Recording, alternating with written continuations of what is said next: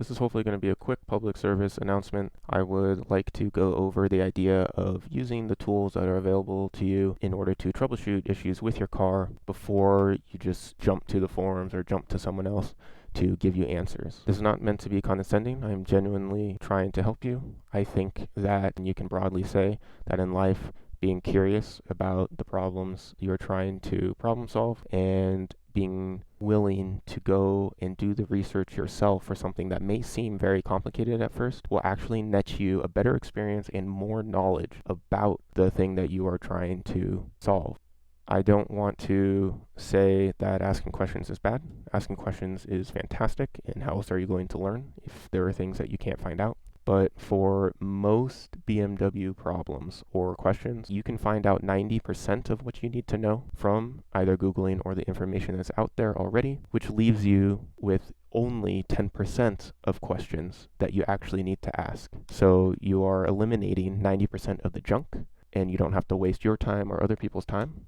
And you're going to be learning far more by going out and understanding how your problem exists within the BMW ecosystem. Here's a really quick example. RealOEM, amazing tool. If you don't have a Bentley or Haynes manual, you're probably doing something wrong. If you don't have a bookmark to RealOEM, you're also doing something wrong. So many questions can be answered with RealOEM. So I'm going to walk you through a real life example of that I just went through about 10 minutes ago and then decided to make this video. So recently, my OBC says that my level is low, but my level is definitely not low. So I opened up my coolant expansion tank and I saw that the sensor was just floating in there. Okay, interesting. So let's say I just need to replace the sensor. Well, let's start with that. So click on RealOEM. My car is considered a classic now. Let's go to E36. It is a coupe. It's an M3. It's from the US. And now this is pretty important.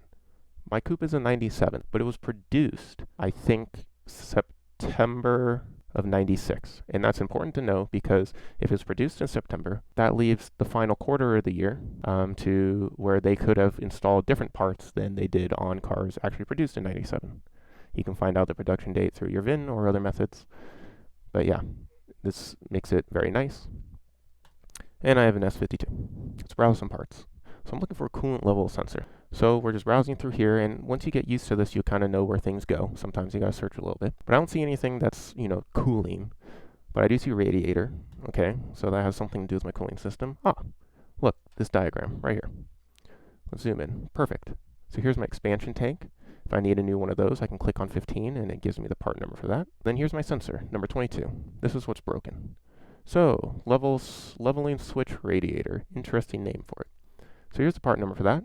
Highlight it, right click, search Google, and let's just click on the first one. FCP Euro, coolant level sensor. Oh, cool. There's a Febi one that has the same part number, pretty good reviews, and it's a fraction of the cost. Nice, that's good to know. Let's click on this and just look at it. So this white collar, the floaty part, is what I found in my expansion tank. Interesting. There's a black cap on this that keeps the collar from floating off like mine did. Well, if mine floated off, that means this black top must have broken off as well. I didn't find this black cap in my expansion tank when I looked for it. That means it probably went down one of the hoses. The rabbit hole deepens. So let's go back. Let's see where the hose from the expansion tank goes to so I can find that black plastic piece. Well, it's not here. Let's go back, see where that could be. I happen to know, you could have found this out yourself, that cooling system hoses and components are under engine. Look at all these great diagrams. Cooling system water hoses. Let's scroll in. Here's my expansion tank. And boom, right there. This is the hose it connects to.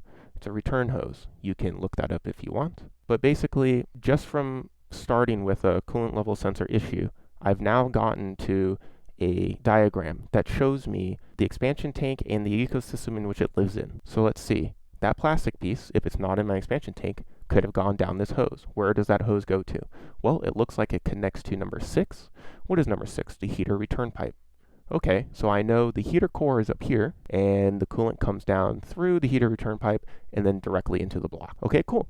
So I know exactly where I need to look for this piece. I just need to check out the fittings and in the hose, maybe disconnect 8 from my heater core return hose and flush some water down there, and maybe the plastic piece will come out. I know from the size of the plastic piece, it probably didn't go into my block just because it wouldn't have been able to get through the passages.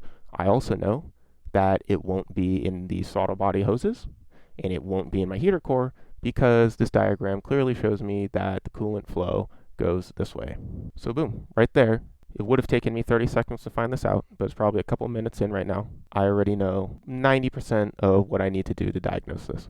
Once I go through these steps and I still can't find it, if I still can't find it, then maybe it's worth asking the question, where else could it be? And I can go in with the information saying, I've already checked this hose, I've checked this area.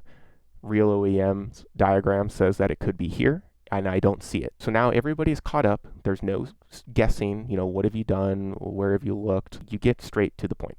So I hope that gives you a good idea on how there are a lot of resources out there, and just from kind of doing the research yourself, you can kind of see solutions to other problems as well. Like for example, when I click on this diagram, I get to see kind of like I said before, the ecosystem in which everything lives. Maybe you've noticed, on the side note, you're looking for something here, but then you're like, oh, well, here are the hoses, my upper and lower radiator hose that come off my thermostat. I need to replace those. So 1 and 2. And you're like, well, I know I need to replace this. So let's just search that part number real quick. I don't know. Let's just click on ECS. Radiator hose upper. Oh, cool. So there it is. That's what it looks like. I know where it goes based on the diagram. Let's actually take this part number and search ECS for it. Oh, interesting. So if I'm right, this hose on its own's $50, but ECS has a silicone radiator hose kit that looks like it has both hoses, and it's only $65. So just like that, you found a nice upgrade that you can go with. That's about the same. That's actually cheaper than buying both of those OEM rubber hoses, and the silicone hoses will last a lot longer. So that's just something extra you learn just because your coolant level sensor broke. I guess one last quick example. So right now I have a coupe E36 M3 selected. Maybe on Craigslist I saw a sedan M3 who has a really nice hood that he's parting out, and I need a new hood. Well, will that hood fit on my car? Yes, a quick Google can probably figure that out for you. However, this is just a very easy example that I'd like to show you on RealOEM. Let's go, I don't know, hood, maybe vehicle trim. I didn't see a hood, so maybe it's bodywork. Oh, yep, here's a hood. Let's see, hood is number 1. Let's click on the part number. It looks like this part was found on the following vehicles. Let's click on that. Found on a coupe, convertible, coupe, convertible, coupe, convertible, boom. Nope, I don't see that it was fit on a sedan, which means that sedan hood will not fit on my coupe. Not only did I learn that the sedan hood will not fit on my coupe, but I also learned from looking this up on RealOEM that a convertible hood will fit on a coupe and vice versa. So there we have it. I think I've completed the point. Once again, not trying to be condescending. I just want to encourage you guys to be curious, go out there, look for things, use the tools you have. I use RealOEM all the time, and it's going to enhance your experience with your car, and it's going to enhance your experience learning about your car and how everything goes together. It'll also save you money.